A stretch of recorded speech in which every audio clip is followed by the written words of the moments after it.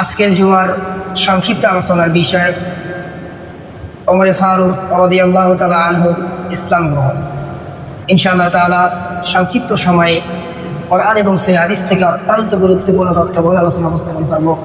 আমা তৌফিকি ইল্লা বিল্লাহ।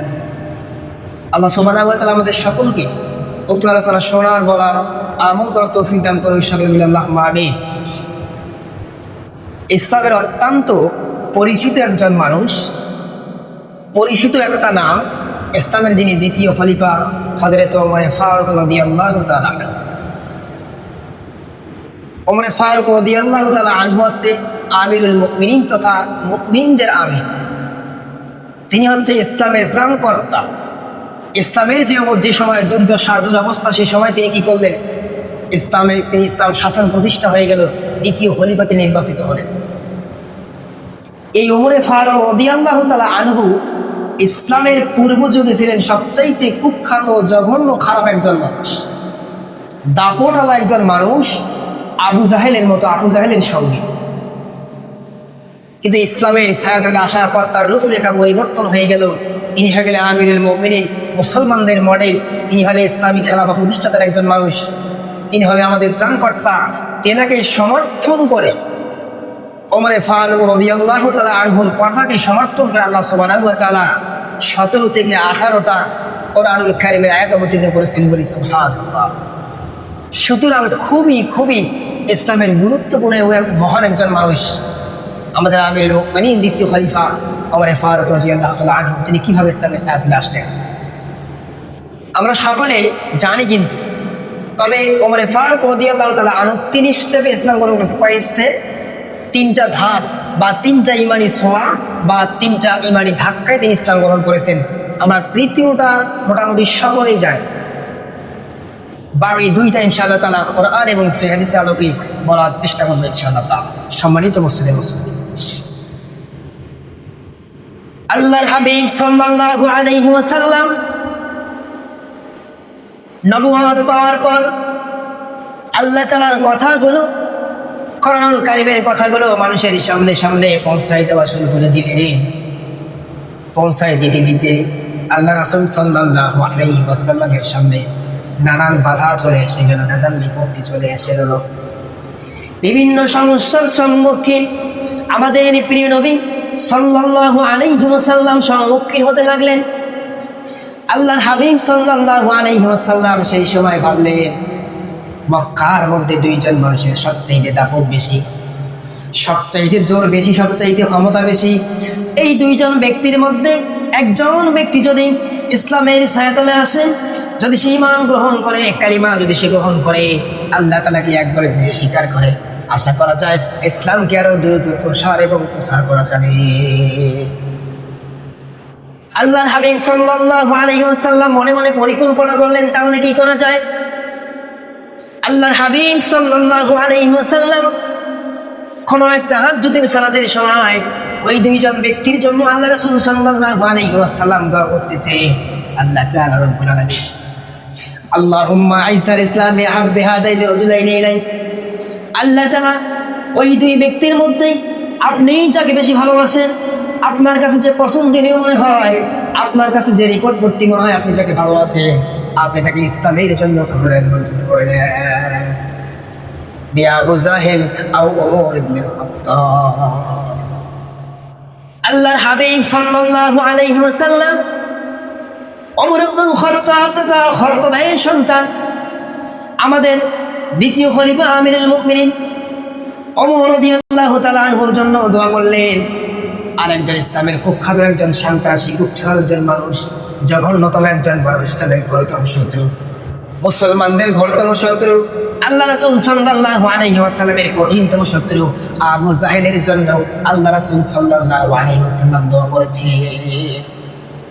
সুতরাং হাদিস থেকে আমরা জানলাম, খারাপ মানুষের কল্যাণার্থে, খারাপ মানুষের সুবিধার্থে, খারাপ মানুষের ভালোর জন্য, খারাপ মানুষকে আল্লাহর পথে নিয়ে আসার জন্য, তার জন্য মঙ্গল কামনা করা ইসলামী শরীয়তে জায়েজ আছে।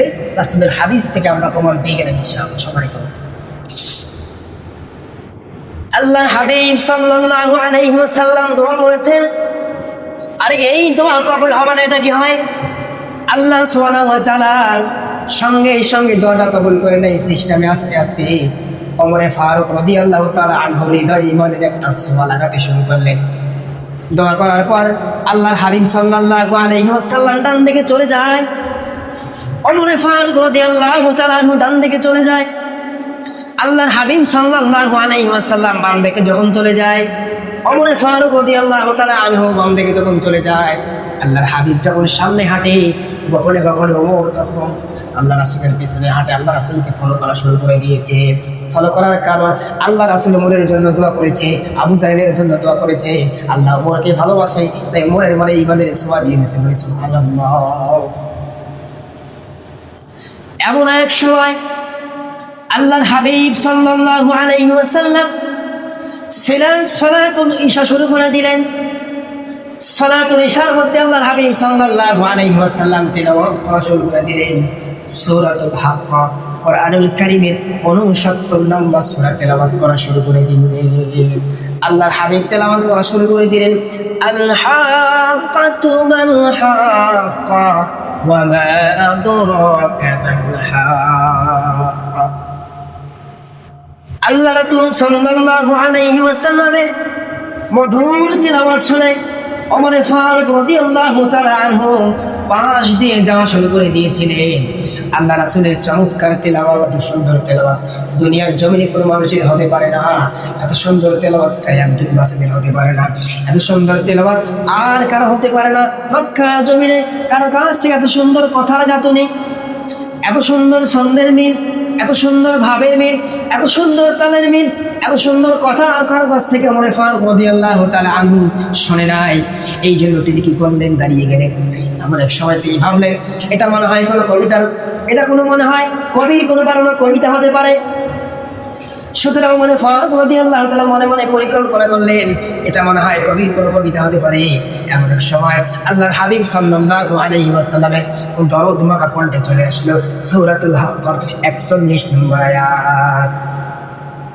আল্লাহর হাবিব সাল্লাল্লাহু আলাইহি ওয়াসাল্লাম তিলাওয়াত করলেন, ওয়া মা হুয়া বিকাউলি শাইরিন কলিলাম মা তুমিনুন। এটা কবির বানানো কোনো কবিতা নয়, তোমরা অল্প সংখ্যক মানুষের বিশ্বাস স্থাপন করো। ওমর এবার মনে মনে ভাবলেন,